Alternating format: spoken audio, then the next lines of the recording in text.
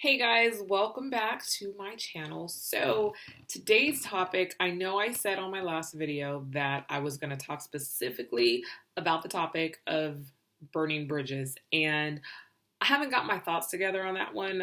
I know there's something there, and it hasn't come to me like some of the other topics have. So I need to keep working on that one because I want to make sure I deliver it in a way to where it's relevant. But I got to put it on pause until I get the information that I need for that one. But I do have another topic that actually, normally my videos are about 10, 11 minutes. I'm going to try to make this one like 5 or 6 minutes because it's kind of short and to the point, and I got a stack of papers to grade, and I got some exams to make up, so to create for this week. So I'm kind of busy trying to get stuff done, but I was like, I want to make sure I get this out. So 5 to 6 minutes, here we go.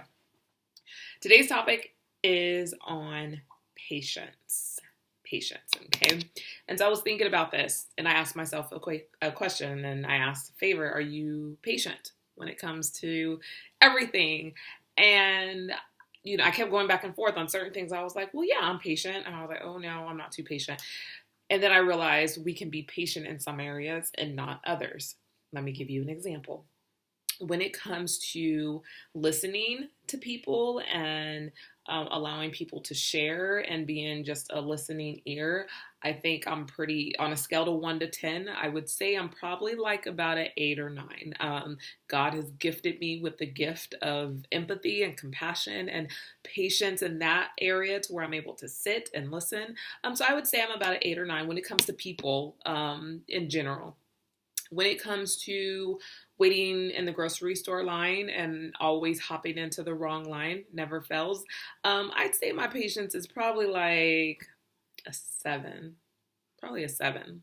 When it comes to sitting in traffic, I will say that my patience is probably like about an 8 or 9. Again, that may sound weird, but I've really come to the conclusion that when we're sitting in traffic, there's not a thing in the world that we can do about it. Literally, those of us who live in San Antonio know that there's this loop 1604, and it literally is 2 lanes, and in most parts of the city it needs to be bigger. There's just no way around it, and it's one of the main roads or highways or whatever it's called out here.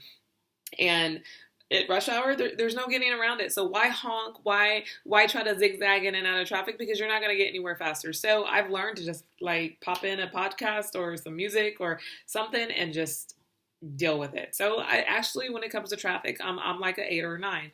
When it comes to my life and these goals that I have, and seeing somewhere that I want to be and accomplish something and these big things in life, my patience is probably like a 3. It's not very high. And so right off the bat, that would be one thing that I would encourage you to think about is, we lump patience together, just say, oh, I'm an impatient person or I'm a very patient person.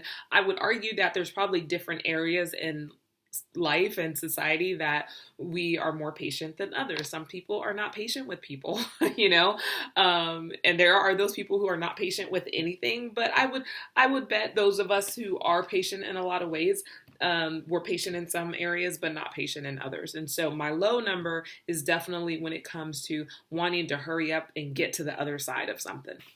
When I was going through, this transition a few years ago of divorce and, the pain and the hurt that comes from that. And I was tired of it. And I remember telling my counselor, like, I'm just tired of being here. I want to be on the other side of all of this. And I remember her telling me, quite frankly, like, you're going to have to go through it. There's no detours. You can, but you're not going to reap the benefits of healing fully if you try to go around it. And, you really do have to go through it. And I think that's something, if you listen to the podcast interview that I did, that was something that Dr. Curleen had mentioned, when it comes to healing. And so I learned that I had to take a step back and really start to have patience with myself. And so when it came to this topic of patience, I thought about my girls in my mentoring group and some of the conversations that we have. And I have several of them that are in this season of almost like transitioning, with graduation coming up and,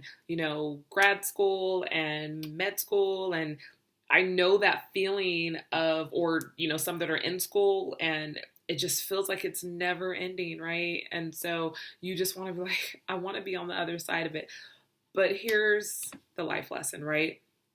Anything, and y'all know I say I don't like cliches, so I'm trying to phrase this in a way to where it doesn't sound like a cliche. But think about everything in life that is amazing, whether that's in a relationship, whether that's food, whether that's, a goal, like as far as a promotion at work. I guarantee you one of the key components of that was patience. Now, patience not only with yourself, but patience with the process.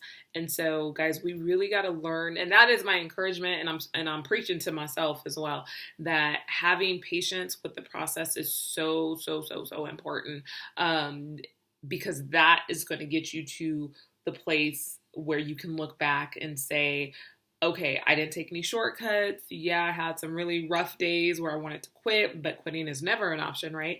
But, be frustrated, be upset, be angry, be sad, but just know that it's part of the process. And so when you start to embrace that, and when you really start to understand that there's a process in whatever big, goal you're trying to accomplish, I really do feel like that will help with the patience. I'm a work in progress with this as well. Like I said, I'm talking to myself as well when I have these, and I have so many of these big goals, and where I see myself in 1 year and 5 years and 10 years.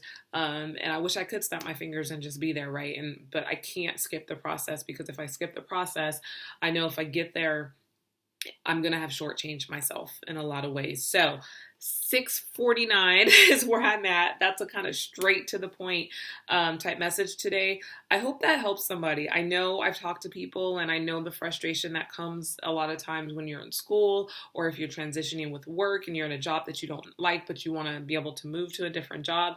And one of the main components to that, a lot of times, guys, is patience, and learning to be able to sit in that and know that the process will work itself out, and then you'll thank yourself. When I shared my story with my mentoring group girls about like me going through grad school and all of that, Lord knows I had a lot of days where I was like, this is just too much, feeling like I knew I wasn't going to quit, but it's just like, man, I just want to be done already. But sitting here today, teaching at the university that I wanted to teach at, I would not trade it for anything. So embrace that process, work on your patience. I'm going to work on my patience as well. And I hope, again, that is something that can encourage you throughout your day and your week. All right, I lied. It's 8 minutes, but shorter than most. I hope y'all have a great day, great week. I'm going to get to these papers and my exams for my students, and I will see you guys on the next video.